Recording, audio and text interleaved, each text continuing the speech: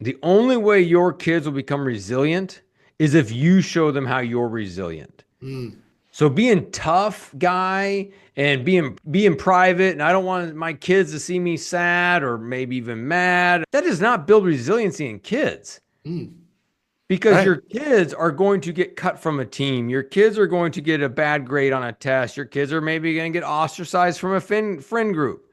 Something's going to happen. And if they think mom or dad never mess up, they never fail, oh no, I've screwed up. I'm jacking up the family legacy. But instead, if they are like hearing, man, I'm frustrated today, son, or I had a real estate deal I've been pursuing and it fell through, or we thought we were going to sell it by now, we haven't sold it yet. And Mhm. man, we just got to keep showing up. If you share those tough times, you share your battles with them, then when they go through a battle, they're like, that's okay. I'm a Johnson. We get back up. Right. I've seen my mom, I've seen my dad get back up. I'm going to do it as well. Hey, everybody. Welcome to the show, Invested Fathers. I'm your host, Kenny Johnson. Today we have a guest episode with Corey Carlson. Corey, how are we doing today? I'm awesome, Kenny. Thank you very much for having me and to get to speak to the Invested Fathers audience. Thank you, sir. Corey and I met through LinkedIn, and we had a pretty cool connection on just the dad front, values front. Corey is an author, and I'll have him talk about some of the books that he's written, but Corey is a man of winning at home and work. And that's been one of the themes on the show. Is it an and or an or? Do you have to decide, or is there a way to win at both? Corey, tell me about what you're working on right now. Let's say in the spirit of winning at work and winning at home, a lot of times when I have content that I use on my coaching clients, it works, it's helpful. Therefore, I want to use it on my family. And so, like one thing that we're kind of in the season in right now is I look on my whiteboard and see some of it written on there because I've had my kids write on it, is really doing some reflection on at the time of this recording, we're approaching the year end and been having them reflect back on the year. And so I use a template. It's very simple, but yet it gets the point across is using kind of 5 R's. First one's really well. Obviously, that first one's a stretch, being an R, but really well. What do they want to celebrate that went well at home, in school? Next is where did you reach? And to have your kids tell you where they reached, or they feel that a little bit on their tippy toes outside of their reach, that's so cool to hear. And then you're, oh, I didn't know that. I forgot you did that, or that was in the spring. I forgot about it. Or maybe they did something that they thought was a big deal. In your mind, you didn't think it was as big a deal just because we're older and we're out there doing risk. But to put it in perspective, I got a 12-year-old, a 16-year-old, and a 20-year-old, and to hear their reaches, you're like, all right, that's sweet. Mhm. And then another R is revitalize. So, what habit, mindset, relationship died down that they want to bring back to life as they go into the new year? And then another one is release. What mindset, behavior, habit, relationship do you want to get rid of? It's toxic, it's not helpful. Mhm. And then the very last one is reveal, where faith is strong in our family. And so, what do you feel God's revealing to you about this next year?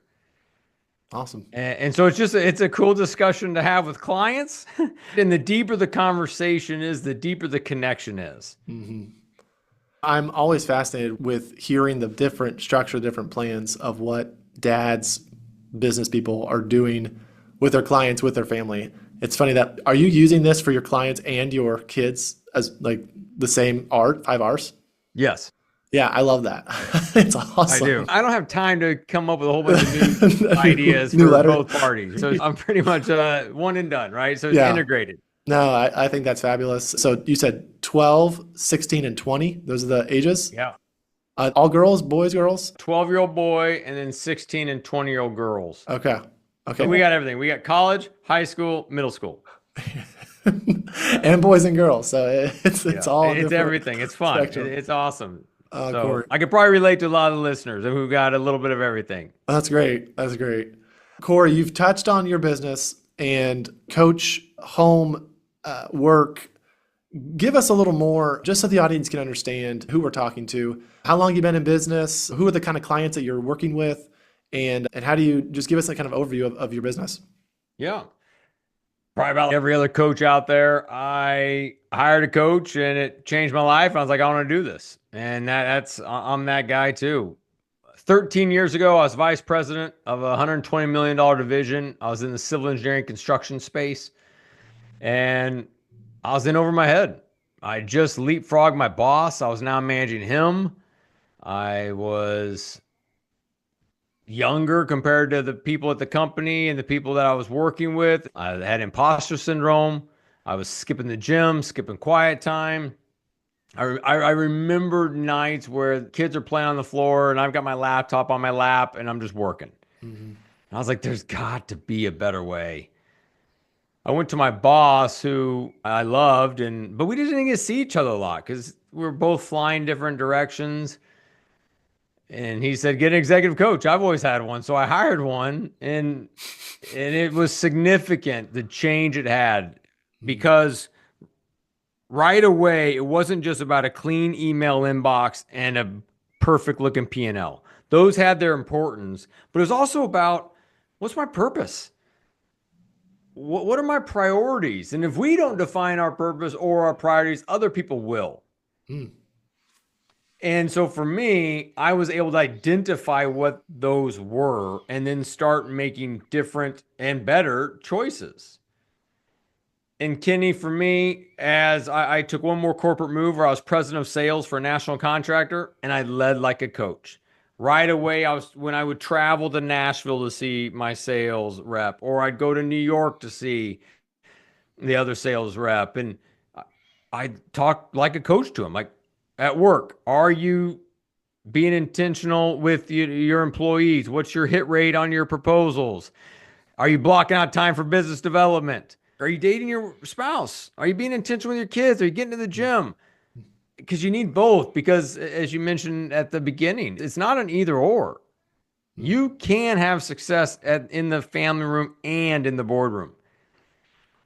And here's the reality is you have to have them both clicking Mhm. because if you get in a fight at 7 a.m. at home with your spouse or teenage daughter or whatever it is, you're going to be thinking about that at 9 or 10 a.m. at your meeting. You won't be on point Mhm. because you're thinking about, man, I wish I would have said that. I can't Mhm. believe she said this to me. And Mhm. then come about the end of the day, about 2, 3 o'clock, you're going to start thinking about the end of the day and reentry into the home. Yeah. Man, I'm going to say this when I walk in. And if she says this and I'm saying that, meanwhile, you should be thinking about the meeting you're in. Right. And same thing. If work's not going well, or you lack purpose, or you lack drive, Mhm. then that's going to affect home. So it's a both and for sure if you want to have a thriving career and a thriving home and family. Yeah. So that just became part of what I did. I left corporate, went part time in coaching and doing something else for a little bit. I Mhm. left corporate. I now have been doing coaching full time for almost 5 years, which is crazy. Yeah. God's provision to make this happen, going from civil engineer degree, sales guy by career for about Mhm. 20 years to Mhm. now doing this coaching. It's coaching and speaking and just helping leaders live into their potential. Corey, I can see the passion. I can see it in your eyes. I can hear your voice. Man, I did not real. I think I remember reading a little bit of that bio in LinkedIn, but hearing you say it is pretty powerful. I was in customer service and sales for 9.5, 10 years. Nowhere near. It was a startup company, not 120 million, not leapfrogging bosses, not traveling to those different places you traveled, but couldn't figure out how to get freedom of time. Couldn't find a way to see myself doing what I was doing while growing my family and being present. So there was this kind of a last straw moment of just, man, what does my future look like? And I was feeling confused and stuck. Give me a little bit of it seems like the money was going well there. Like the job, finances weren't the problem. You talked about being on the computer with like your kids. What was there a tipping point in this happened? And I knew like I Yeah. had to make a change. You talked about that executive coach coming in. That was Well, impactful. I love that question because money was the problem. Money was the barrier to entry for me becoming a coach. So when I was president of sales, I made really good money and it was awesome. But I had this burning desire. I wanted to go be a coach.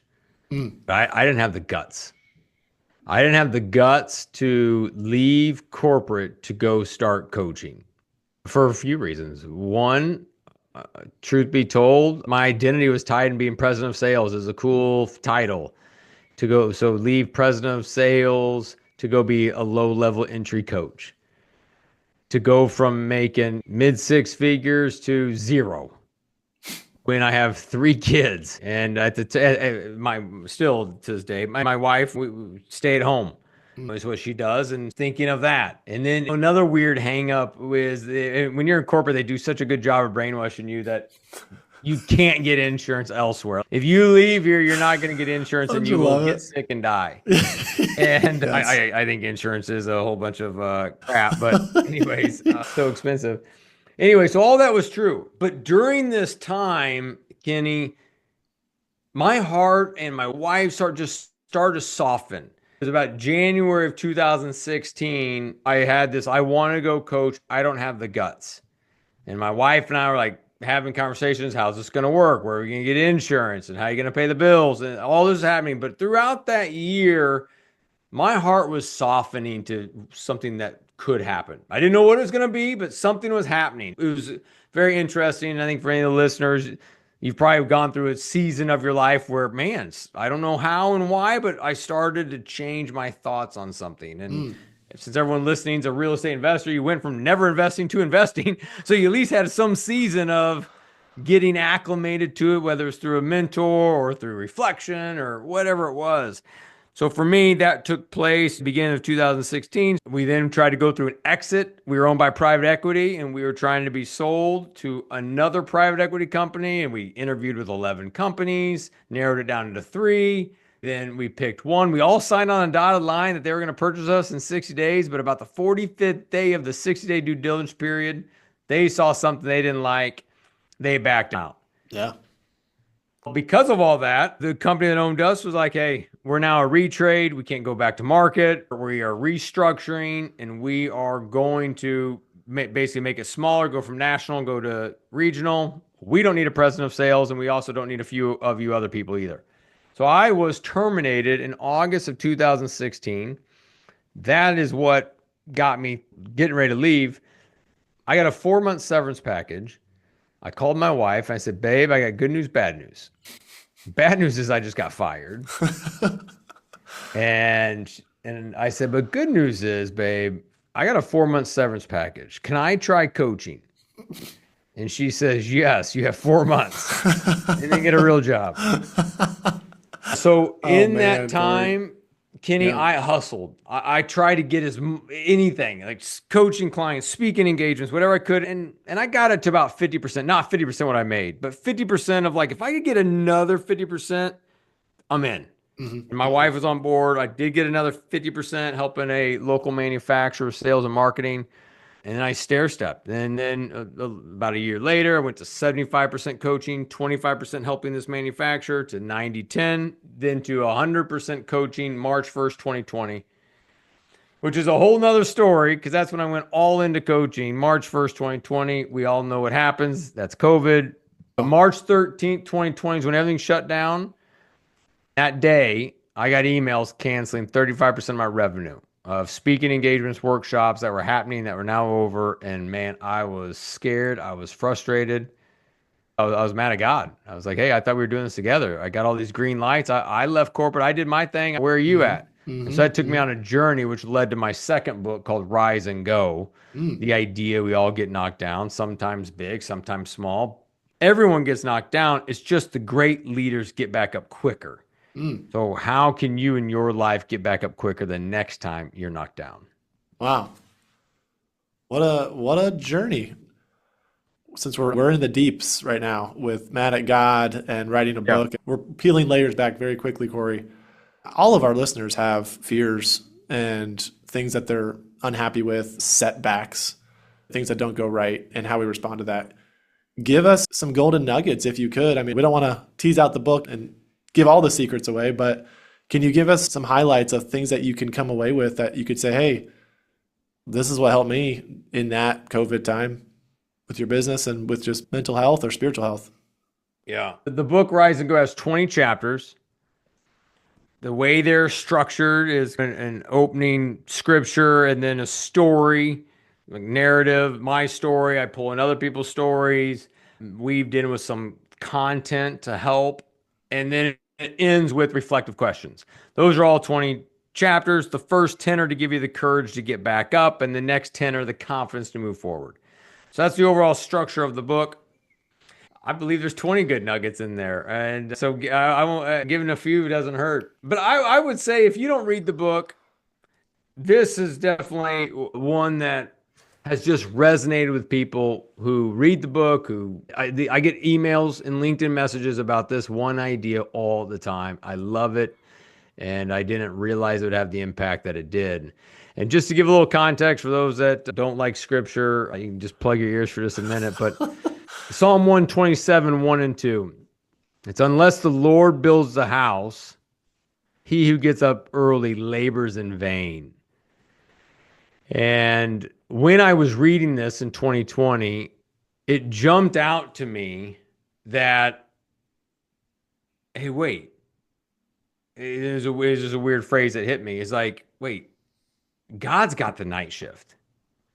Like, I don't have to be working all the time, which is what I thought. I worked a lot in corporate for sure and didn't really know how to turn off very well. But man, when I went to entrepreneurial and doing my own thing, I really didn't know how to stop because there's always a new speaking engagement opportunity somewhere out there. There's always a new prospect somewhere out there. I just got to go find them, right? So it's LinkedIn, it's emails, it's texting, it's go. I didn't know when to stop. And as I read this scripture, and the audible voice, if you will, that I got was God has a night shift. That if I work my tail off, and this is true for all the listeners, if we work our tail off from 8 to 5, then that means I can then be with my family in the evening. I can go meet a buddy. I can go to the gym in the morning. That if I control the input, if I work hard, God will control the impact. And that was a significant game changer. And therefore, now I'm trying to steward my time, my 8 to 5, and not every day is 8 to 5. Just like everyone else on this podcast, I have a deadline that's going to require me to work some nights, may have to work some weekends, but it's an anomaly as opposed to an everyday occurrence, where it used to be an everyday occurrence. And so for me, I steward my time well from 8 to 5. Working hard, trying to be focused. What are my 3 initiatives for the day? Like, all those pieces so that in the evening and on the weekends, I can play. I could be a present husband. I could be a present father, a present friend.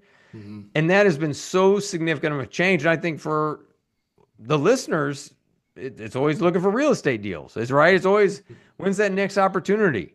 And it's that same idea. You look during the workday and then God's got the night shift.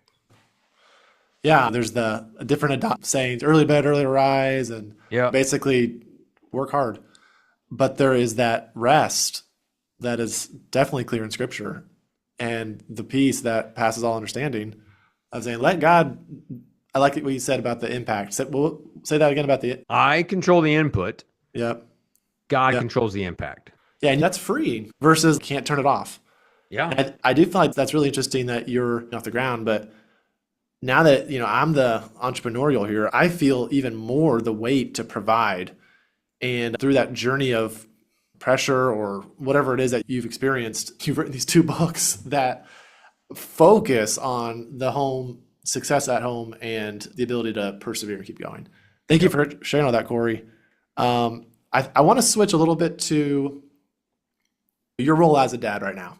The show has a focus on a little bit of like tips and tricks and just what are we doing? And even just you're like being present, cutting it off at 5. That's like one thing that you've instilled. Give us some values or things that you're presently in right now with your 12, 16, 20. That's quite a range. But so some things that you've instilled, maybe it's like non-negotiables or some maybe fun things that you're doing with the kids right now intentionally as a dad. Man, I'm thinking where to start. A non-negotiable is family dinners, having them. Some nights we have to miss because we have a practice or we have a game, we have to miss. But if we don't have that, it's a family dinner. And it's not watching TV and it's not standing around the bar counter, standing up eating. It is a sit down meeting and it is awesome. You're standing and eating. Sit down. Yeah, we're sitting down. I know some people like, do you have dinner together, family? Yeah, man, we sit around the kitchen bar and eat. That's no. You're Don, we're talking. there. Yeah, yeah, and phones away. Mhm. So no, I family dinners is a huge thing because you get to talk to them, they get to talk to you, and I think there's so much power in that. I almost had to file bankruptcy after the 2008 recession because of a bunch of real estate deals gone bad. Mhm. However, what's making me think of this right now, and for the listeners, is it's another piece of the book of Rise and Go. But everyone talks about how they want resilient kids, and we want a resilient family. The only way your kids will become resilient is if you show them how you're resilient. Mm. So being tough guy and being private, and I don't want my kids to see me sad or maybe even mad. That does not build resiliency in kids. Mm. Because Right. your kids are going to get cut from a team. Your kids are going to get a bad grade on a test. Your kids are maybe going to get ostracized from a friend group. Something's going to happen. And if they think mom or dad never mess up, they never fail, oh no, I've screwed up. I'm jacking up the family legacy. But instead, if they are like hearing, man, I'm frustrated today, son or kids. I had a real estate deal I've been pursuing and it fell through. Or, we thought we were going to sell it by now. We haven't sold it yet. And Mhm. man, we just got to keep showing up. If you share those tough times, you share your battles with them, then when they go through a battle, they're like, that's okay. I'm a Johnson. We get back up. Right. I may have got cut from the team or I may not have got the good grade, but that's okay. I've seen my mom, I've seen my dad get back up. I'm going to do it as well. Family dinners, conversations like that, being vulnerable and humble in front of your kids is going to go so much further than being prideful and trying to, just act like nothing hurts you. Yeah, man. I've heard that message on this show from different people, but the way you put it is actually somewhat enlightening to me in regards to the anger, the frustrations, the sadness. Like, I'm naturally optimistic. Where's the silver lining in this one? Or what's the positive spin here? Oh, this was sad, but am I sad and angry and frustrated sometimes? Of course. I try to hide that from my kids because I don't want them to see that weakness. And there's ways to show it that I feel like will give them power.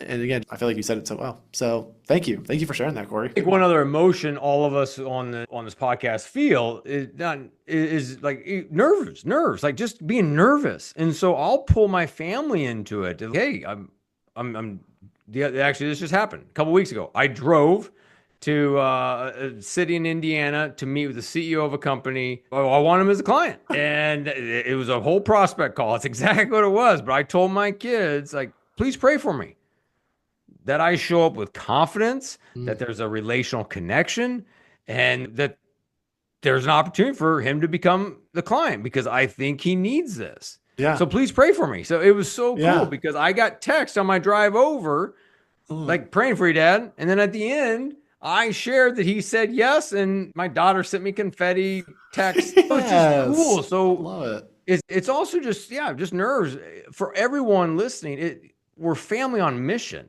Mm. But it's not dad goes and does real estate and everyone else just stays home. It's we're doing this together. Meaning when I go looking for a prospect, it's a family endeavor because hey, I need your prayers, I need your support. Please take care of the house while I'm gone. Take care of mom while I'm gone. And it's a whole family on mission. Yeah. I can go to in this Indiana example, I could go there and be so present, so focused because I know my home's doing well because they're in it together. Mhm. Strong support and strong leadership. I love it. You can celebrate, and it means more to them when you get it versus just like, what's dad doing? I don't know. Off to Yeah. another meeting. No, Well, this is a big one. and the Like, opposite's also true. If you come home, if you and your wife are not doing well, and Mhm. you come home and you say, "Hey, I got a new deal." Good. You haven't been around here. You better be doing something, right? The wins don't feel as Boom. good if you're Yes. not winning at home. Matter of fact, I've had clients tell me I'm even scared to say I won because then they're going to think I'm going to be busier. Yeah, man. I'm sure that's quite a spectrum. Absolutely. And we know as dads when we're not jiving with our wives Oh, and there's a disconnect yeah. and just not a lot of talking. There's not that shared, obviously, feelings. And yeah, you have a win and it doesn't mean as much because you Yep. can't share it. Here's another thing I feel like I'm really curious about, but would love to just hear your words on it. That whole idea of your importance of your time. You've talked about traveling, you had real estate deals, burning the midnight oil, like different things. And as you've progressed in your career and your relationship with your kids and your wife, one of the big themes on the show is invest in real estate as a passive investor, someone who is writing a check, let's just say $100,000 to put into this deal. Now that money's going to be working for you. Okay, so is that the end of the story? No, the end of the story is now you have maybe some more freedom of time, freedom of stress to go do these things. Through your coaching, through your personal experiences, maybe as well. Has that concept of how time is the most important thing been a theme through your life? Absolutely. I mean, yes. And I think how we spend our time is so critical. I know many people just like you who make great money and they sit in an office and they scroll their phone, or they're just nothing wrong with golf, but they're just going and golfing with the buddies and just talking sports and weather. And yeah, you may have freedom of time and you can go do whatever you want, but are you doing anything that's going to create legacy for you and your family and specifically your wife and kids? Mm, Great. You got all this passive income. Amazing. What are you doing about that time? And so there's a framework that I learned from my coach, and it's one I use in my program, and it's called the five capitals. If you get these capitals in the right order, you live a life to the full. The first one is spiritual, which is a connection with God. But for those that don't believe in God, it's a purpose. What's your overall purpose? mhm, Number two is relational. It's who you doing life with. That's your spouse, that's your kids, that's your good friends. And third's physical, which is about managing your time and energy. Fourth is intellectual, which is about insights and ideas and what information are you implementing. And the last one's financial. And so, yes, it is about making money, but it's about stewarding those resources well. And mhm, so, when you think of those five capitals and how they play out, is great. If you got financial capital figured out at the bottom, that bottom capital, and that's why it's at the bottom, is because money doesn't bring happiness. mhm. That's right. It's what we do with what money does. Mhm, Are we spending that money to be with our loved ones? Do one-on-one trips with each of your kids. Go on dates, trips with your wife. Spend some time with buddies, in creating opportunities for conversations of depth. Being able to work out. That's what it's about, is trying to leverage that time. And it's cool for everyone listening doing that, but are you leveraging the time to increase your impact? Corey, you've given us the five things, five capitals, five R's. I'm hoping that our audience isn't driving or working out right now because replay this if you are and have those things figured out. I love it. I love the structure. There's been another theme of just intentionality on this show. Intentional Father. It's a book out there. It's awesome. We went through a few chapters on the show. If you don't have a plan and if you're just running hard without maybe having that guide or a coach to keep you in line, keep your Right. priorities where they need to be, there's ways that we can improve. Corey, we were just about out of time. One of the questions I like to ask, and you can kind of take this as a final takeaway, but there's a problem that you see in the world today with maybe, let's just focus on dads. Problem Yep. with dads today. Yep. What are some things that you could say, hey, this is something I've seen, and if we could do this, we as dads can make the world a better place? Yeah. Before I answer that, there's been a lot of things you joked about: five R's, five capitals, all those pieces. There's a lot that we talked about. I'd encourage you to just grab one thing and implement it. Don't worry about everything I said, or even if you don't get all five of the R's, just grab one thing and just do it. Mm. Which leads me to how can we be better as fathers? And if you're listening to this podcast, you're already a step ahead. But so many leaders are crushing it at work. They have their strategic initiative. They have their one-on-one meetings set up with all their direct reports. They have vision and values for the company. Like they are living with intentionality, but when they come home, they wing it. Mm. And the sad part is you think no one notices. I mean, deep down, you hopefully notice, but your spouse knows it. Your spouse knows that you just had a strategy meeting with your team. Your spouse knows you have one-on-one meetings. Your spouse knows that there's a vision and values, knows there's structure, knows that you show up and you bring your best. A phrase we use in our house because it got exposed was don't give others your best and we get the rest. Mm. And so it's a phrase we use in our house a lot. And so many leaders are crushing it and they got all these pro formas built and vision values, all this, but come home, they just kind of wing it. Mm. They have no plans for the weekend. They have no plans for the year of how they're going to spend one-on-one time with their kids, with their wife. And so my one takeaway is that same energy you take to work, apply it at home. Live life at home with intentionality. Love it. Corey, huge. Mic drop, bomb explosion, mind implosion, all that good stuff.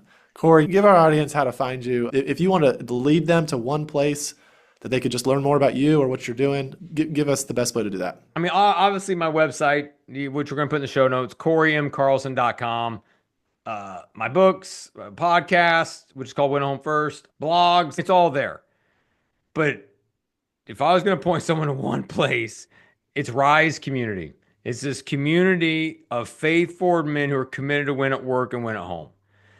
And we've got weekly coaching calls. We have monthly guest speakers. We have leadership modules built out. It's a place for people to get, we all know iron sharpens iron, but this is the only place that I know of where we're talking home, work, and faith.